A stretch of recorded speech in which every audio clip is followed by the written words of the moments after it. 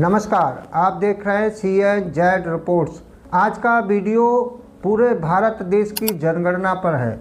आज हम इसमें बात करेंगे कि वर्तमान में कितनी जनगणना है, जब से हमारा भारत देश आज़ाद हुआ है उस समय कितनी गणना थी और हर 10 वर्ष बाद ये गणना होती है। 8वीं जनगणना होने वाली है। इसमें प्रगणक आपके घर जाएंगे, उनको कैसे काम करना है, कितना पैसा मिलेगा और कितनी जनसंख्या इस समय हमारे देश की है, हम इस पर बात करने वाले हैं। आपसे निवेदन है कि एक बार वीडियो को लाइक कर दीजिए। अगर आप वीडियो हमारे चैनल पर पहली बार देख रहे हैं तो चैनल को एक बार सब्सक्राइब जरूर कीजिएगा, बेल आइकन जरूर दबा दीजिएगा ताकि आगे भी जो भी नई अपडेट आप तक कोई भी वीडियो बनाएं और तुरंत आपके पास पहुंचे। तो चलिए हम बात करते हैं आज की वीडियो में। तो साथियों, जब हमारा देश आज़ाद हुआ था, भारत देश 1947 में आज़ादी मिली, तो उस वक्त जो हमारे देश की आबादी थी, जनसंख्या थी, वो 34 करोड़ थी। और आज 1947 के बाद जो 2027 में अब जो जनगणना होने वाली है, तो इसको 70 से 80 साल का जो जनसंख्या बढ़ी है उसका 10 वर्ष का कितना आंकड़ा बढ़ा है, वो पूरा विद जानकारी, पूरी अपडेट हमने की है, वो हम आप तक शेयर करने वाले हैं। पहले उस पर हम 1 मिनट बात करते हैं। जैसा कि हमारा देश आज़ाद हुआ, जनसंख्या थी, आबादी थी 34 करोड़। पहली जनगणना हुई थी 1951 में। तो जब पहली गणना 1951 में हुई तो उस समय पूरे देश की जो आबादी थी 36.1 करोड़ थी, यानी 36 करोड़ 1 लाख आबादी 1951 में थी। फिर दूसरी जनगणना होती है 1961 में, यानी हर 10 वर्ष बाद जनगणना हुई है भारत में।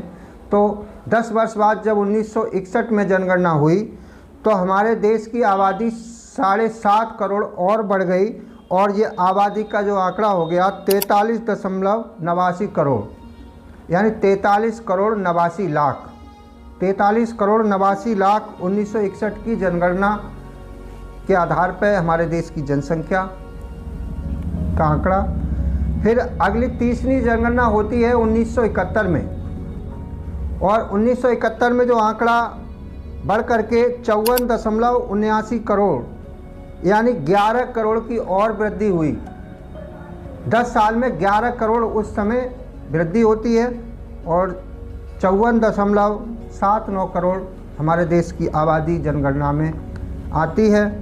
फिर चौथी जनगणना होती है 1981 में, 10 वर्ष बाद। तो जो आंकड़ा था, पहले 11 करोड़ की संख्या बढ़ती है 10 साल में, अब 14 करोड़ और जनसंख्या हमारे देश की बढ़ जाती है। 1981 की जनगणना के अनुसार 68.5 करोड़, यानी 68.5 करोड़ जनगणना हमारे देश की हो जाती है। फिर 5वीं जनगणना होती है 1991 में, और ये आंकड़ा 1991 में फिर 16 करोड़ और बढ़ जाता है और ये आंकड़ा हो जाता है 84 करोड़। 1991 के बाद जो छठी जनगणना होती है 2001 में, और 2001 में सबसे ज़्यादा वृद्धि, जनगणना में सबसे ज़्यादा प्रतिशत वृद्धि उस समय दर्ज की जाती है 1981 में, 1991 में, और उसके बाद जो छठी जनगणना हुई 2001 में, इसमें जो आबादी बढ़ती है हमारे देश की 19 करोड़ की वृद्धि होती है, यानी 21.5% की वृद्धि होती है। और 1 अरब 2 करोड़ हमारे देश की आबादी 2001 की जनगणना के अनुसार होती है। अब 2011 के बाद फिर 7वीं जनगणना होती है और 7वीं जनगणना में ये आंकड़ा फिर 19 करोड़ ही बढ़ जाता है।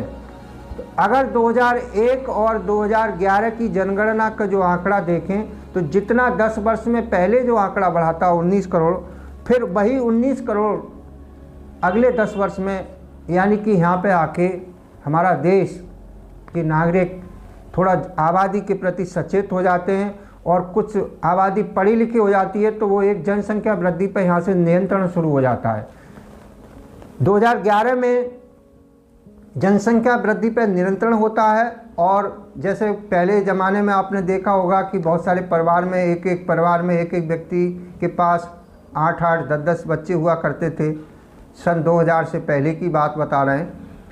80 में, 90 में, 95 में और 70-75 में, उस समय के ज़माने की बात है। या जब 2001 और 2010-11 की बात हुई है तो वहाँ पे एक आंकड़ा समान आया है। तो इसका मतलब लोग शिक्षित हुए और पढ़े लिख करके जनसंख्या नियंत्रण पर काबू पाया गया और एक तेज़ी से जो वृद्धि बढ़ रही थी उस पर थोड़ा सा ब्रेक लगा।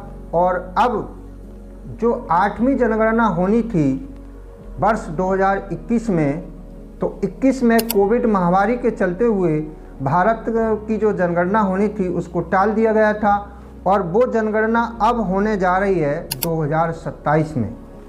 अब इसके अगर वर्तमान में अगर हम बात करें तो 2011 की जनगणना के अनुसार हमारे देश की आबादी 1 अरब 21 करोड़ है, यानी 121 करोड़।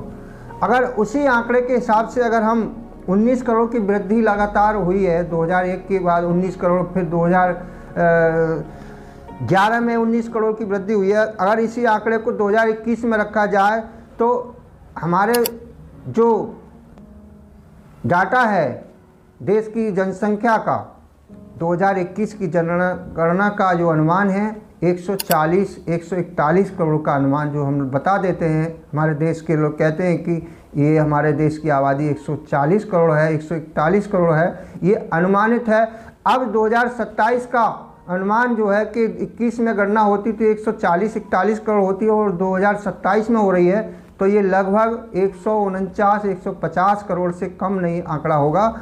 ये आने वाले 2027 में जनगणना होने जा रही है और ये 8वीं जनगणना है। इसमें बहुत सारी पैसा इसमें खर्च होने वाला है। 2027 में इसका जो 3 चरण है, 2027 में जनगणना के पहले चरण में क्या करना होगा।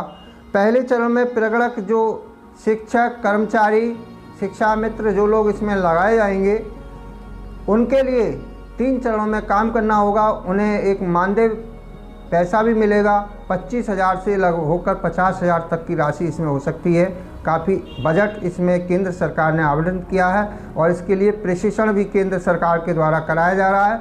और ये पहला चरण इसी साल 2026 के 20 मई से 20 जून तक 1 महीना चलेगा ये। और उसमें पहले चरण में जो प्रगणक घर घर जाएंगे उसमें मकानों की गिनती करेंगे, भवनों की संख्या से जुड़ी बुनियादी जानकारी एकत्र की जाएगी पहले चरण में।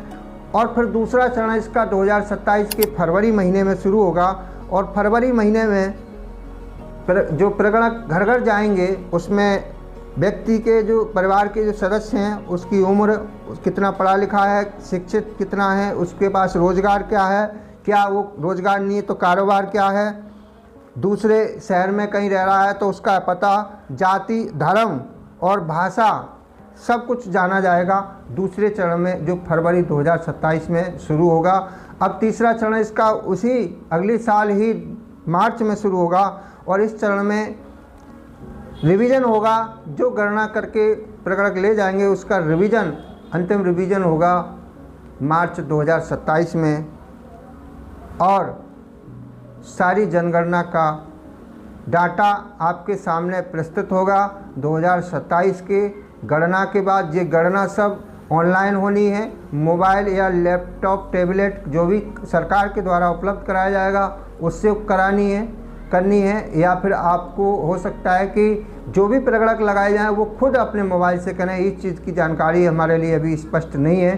तो हमने ये पूरे देश की जनसंख्या के बारे में बात की। इसमें 5 लाख से अधिक कर्मचारी, शिक्षक, शिक्षा मित्र, अनुदेशक और बहुत सारे कर्मचारियों को लगाया जाएगा और 5 लाख कर्मचारी इस गणना को करके पूरे देश की जनसंख्या का डाटा, सही जानकारी ऑनलाइन मोड पर सबको पता चलेगी। ये शायद ऑनलाइन जनगणना डाटा पहली बार फील होगा, मेरे संज्ञान में ये है। तो ये आप देख रहे हैं अखबारों में लगातार छप रहा है। तो इसके लिए आपको अपने हर चीज़ की जानकारी प्रगणक को देनी है ताकि आपके परिवार की सही जानकारी जनगणना में शामिल हो। आज के वीडियो हमारा कैसा लगा, आपसे एक बार विनती करेंगे कि वीडियो को लाइक करके शेयर कीजिएगा। अगर वीडियो अच्छा लगा तो कमेंट करिएगा ताकि आगे भी हम इस तरह का वीडियो आप तक पहुंचाते रहें। नमस्कार, मिलेंगे अगले वीडियो।